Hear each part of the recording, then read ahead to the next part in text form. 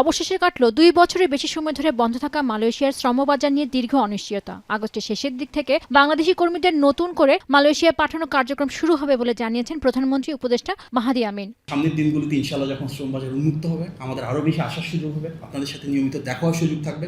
আমরা আপনাদের প্রতি আহ্বান জানাবো, একজন প্রবাসী মানুষ যখন আসেন তার পুরো পরিবারের স্বপ্ন, আকাঙ্ক্ষা, প্রত্যাশাকে সাথে নিয়ে আমরা সবাই মিলে ইতিবাচক ভূমিকা পালন করব।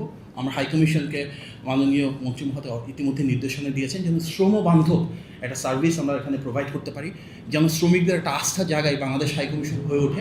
আমরা ওয়াইফাই ছাড়াই ধূপধাপ আপলোড করি, কারণ আমাদের কাছে বেশি জিবি আছে। বেশি জিবি জিতবেন মাই জিপি অ্যাপে। মাহাদি আমিন আরও জানান, প্রাথমিকভাবে রাষ্ট্রায়ত্ত জনশক্তি রপ্তানি প্রতিষ্ঠান বয়েসেলের মাধ্যমে কর্মী পাঠানো শুরু হবে।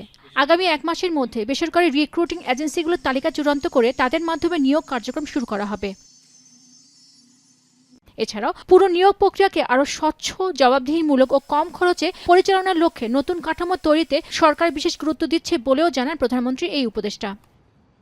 এখন মালয়েশিয়া